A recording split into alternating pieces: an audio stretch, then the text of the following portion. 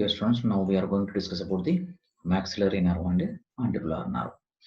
Maxillary nerve arises from the middle part of the trigeminal ganglia, or it arises from the trigeminal ganglia, and it's a sensory nerve.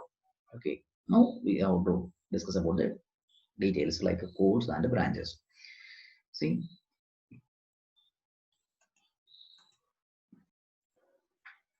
from the trigeminal ganglia, this nerve runs forward.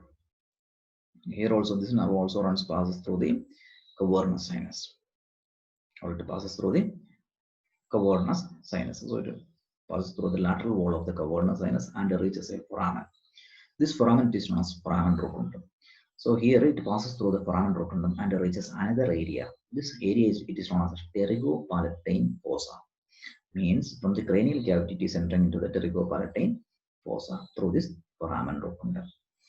Here inside the inside the pterygopalatine fossa, it gives two branches to the pterygopalatine ganglia. This ganglia is known as the pterygopalatine ganglia. In addition to these two branches to the pterygo or two ganglionic branches, it gives one more branch, that one is the zygomatic branch. Okay, then this zygomatic branch, first we'll see the details of the zygomatic branch. Zygomatic branch will enter inside the orbit through the inferior orbital fissure and it divides into two branches, zygomatico-temporal and zygomatico-facial. This one is zygomatico-temporal and this one is zygomatico-facial. Okay, these are the two branches of the zygomatic branch. So see the course again. Maxillary nerve arises from the trigeminal ganglia. From there it runs forward through the cavernous sinus and reaches the foramen rotundum. Through the foramen rotundum it reaches the pterygopalatine fossa. There it passes through the upper part of the fossa, pterygopalatine fossa, and gives this two ganglionic branches, then one zygomatic branch. In addition to that, see here, it gives one branch. It is a posterior superior alveolar branch. It supplies to the posterior part of the superior alveolar arch. So this is a superior alveolar arch. It's posterior part. So that's why this branch is known as posterior superior alveolar. After giving these four branches, this nerve runs forward. Now here it is known as the infraorbital nerve. Okay, see here it lies in the orbit. This part which lies inside the orbit or below the orbit, that's what it's known as infraorbital nerve. Okay, now this maxillary nerve, it is known as the infraorbital nerve. This infraorbital nerve, it gives mainly two branches. One is the middle superior alveolar, the other one is the anterior superior alveolar. See, so total we are having three nerves here inside the maxilla. See, this one is the posterior superior alveolar, supposed to the posterior part of the superior alveolar arch. This is the middle superior alveolar, supposed to the middle part of the superior alveolar arch. Then this one is the anterior superior alveolar, supposed to the anterior part of the superior alveolar arch. Okay, the thing is, this middle and anterior superior alveolar branches are the branches of this infraorbital nerve. But this one is a direct branch of the maxillary nerve. Okay, then after passing through this orbit or infraorbital groove or infraorbital canal, this nerve reaches the infraorbital foramen here, or it reaches the face. This nerve reaches the face through this foramen known as the infraorbital foramen. There it gives three branches. Okay, what are the three branches? Palpebral, nasal, labial. Okay, now we'll see. So that is what the course of this nerve. Okay, now we'll see the details. See, it travels anteriorly, downward, anteriorly through the cavernous sinus. Okay, anteriorly, it runs anteriorly through the cavernous sinus and exit the cranial cavity through a foramen known as the foramen rotundum. See, this is a foramen. This is a foramen rotundum. So it passes or it runs forward or anteriorly through the cavernous sinus. Then it passes through the foramen rotundum and it reaches the pterygopalatine fossa. See this area. This is the pterygopalatine fossa. See, inside the pterygopalatine fossa, it gives two ganglionic branches or two branches to the pterygopalatine ganglia. Correct now? See, two branches to the pterygopalatine ganglia. Then one zygomatic branch which divides into zygomatico-temporal and zygomatico-facial. See, this is zygomatic branch divides into zygomatico-temporal and zygomatico-facial.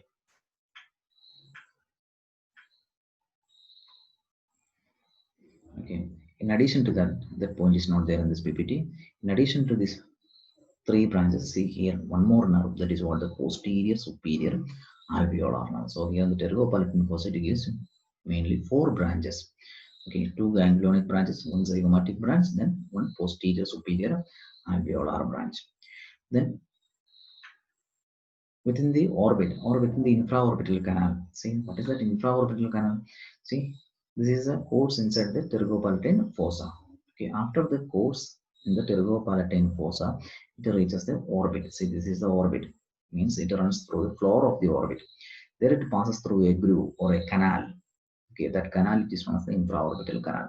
So when it passes through the infraorbital groove or canal, it gives these two branches, middle superior alveolar and anterior superior alveolar. So middle superior alveolar, anterior superior, and it reaches the face. Okay, see, after giving these two branches, this nerve reaches the face through this foramen, infraorbital foramen.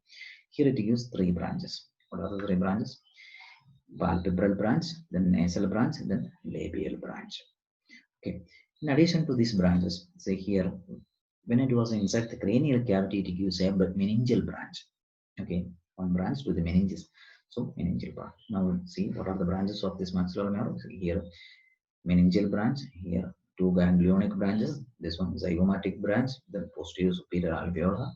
Then the continuation, the remaining continuation is known as infraorbital nerve. That infraorbital nerve gives middle superior, then anterior superior, then three terminal branches: palpebral, nasal, labial. Okay. Now we are going to see the mandibular nerve. Mandibular nerve, that is also a branch of the trigeminal nerve. See the peculiarity, it's a mixed nerve, means having two types of fibers, sensory fibers and motor fibers. Okay, sensory fibers arise from the trigeminal ganglia. Motor fibers, it is the continuation of the motor root of the trigeminal nerve. See, both roots, here in this image, that motor root is not there, only the sensory root is. Anyway, both roots leaves the cranial cavity through a foramen. So this foramen here, it is known as mandibular foramen. Okay, sorry, foramen ovale.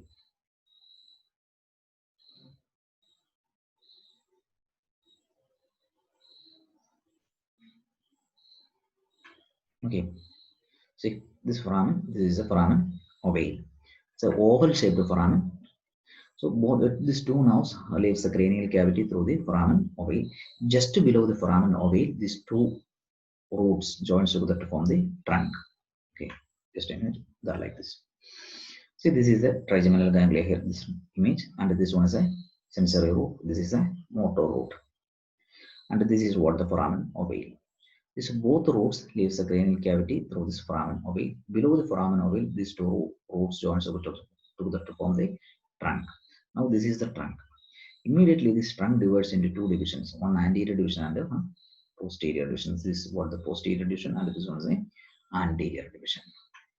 Okay.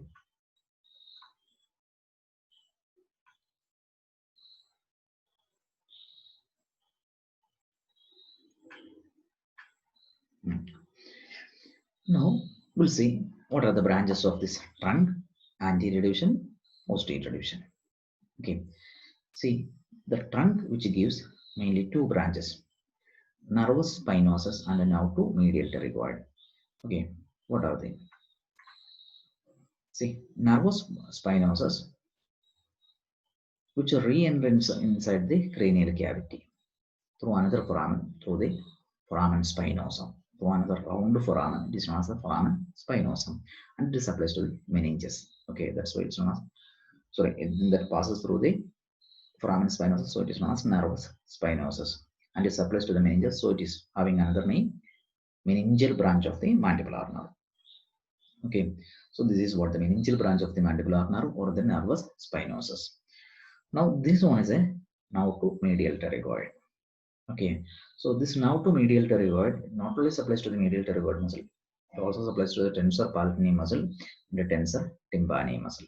Okay, so these two branches, these two are the branches of the trunk. What are they? Nervus spinosus and now to medial pterygoid. Then towards the lower part, this trunk divides into two: one anterior division and one posterior division. This anterior division mainly supplies to the masticatory muscles except this medial pterygoid. I already told you about the masticatory muscles. Basically, 4 masticatory muscles are there: masseter, temporalis, medial pterygoid, then lateral pterygoid. The remaining 3 muscles are supplied by this anterior division. Okay, remaining 3 means here we already saw the nerve supply of the medial pterygoid. Means masseter muscle is supplied by this anterior division. Then temporalis muscle is also supplied by this anterior division. Then lateral pterygoid is also supplied by this anterior division. Okay, these 3 masticatory muscles. In addition to this, here it gives one sensory branch. That is what the buccal nerve. It carries the sensation from the cheek. Okay, so these are the branches of this anterior division. So main purpose of the anterior division supplies to the masticatory muscles. 3 masticatory muscles. Now posterior division gives 3 branches. What are they? Auriculotemporal, then lingual, inferior alveolar. Okay.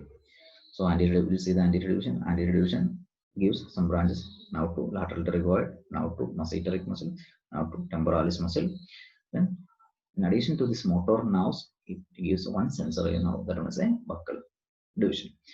Then posterior division, it gives mainly these 3 branches: auriculotemporal, lingual, inferior alveolar. And these are the branches of the inferior alveolar. What are the? Incisivus, mental, mylohyoid. Okay. Now we'll see the auriculotemporal in detail. This auriculotemporal nerve arises as 2 roots. Both roots runs backward and joins together to form the trunk. The trunk first it runs backward, then it runs upward. And supplies to the auricle and temporal region. Okay. See here it winds around the artery. This is a middle meningeal artery. So this roots winds around the middle meningeal artery. Okay. So that's all about the auriculotemporal nerve. See the details once again. It arises as 2 roots. Both roots runs backward and winds around the middle meningeal artery. After that, these roots join together to form the trunk. The trunk runs backward first. Then it runs upward to reach the auricle and temporal region. Sorry. Okay. So auricle, it supplies to the tragus, then skin over the meatus, and then tympanic membrane, then articular branch to the temporomandibular joint, then skin of the temporal region. See, it supplies to the ear. Auricle means ear. It supplies to some parts of the ear. Basically, mainly to the external ear. Okay. Pinna, tragus means the elevation seen anterior to the pinna. Okay. So pinna, then external acoustic meatus, and this tympanic membrane. Those are the parts of the external ear. So it supplies to the external ear.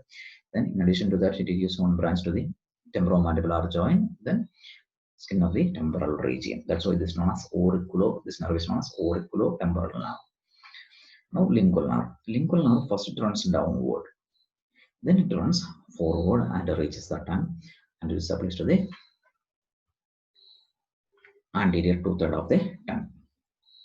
Okay, then the last one is inferior alveolar nerve. Inferior alveolar nerve first it runs downward and it passes through a foramen. This foramen is known as mandibular foramen.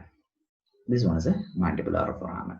So this inferior alveolar nerve passes through the mandibular foramen and supplies to the lower jaw. Okay, and towards the anterior part, there we are having the mental foramen. So before the mental, this is the mental foramen. This ring represents the mental foramen. Before the mental foramen, this inferior alveolar nerve divides into incisive branch and mental branch. That mental branch comes out through the mental foramen. Okay.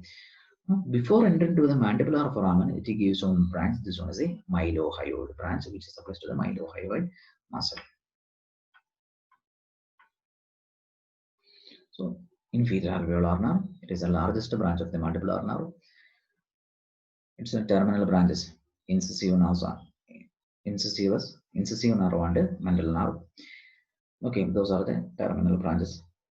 These two, incisive branch or incisive nerve and mental branch.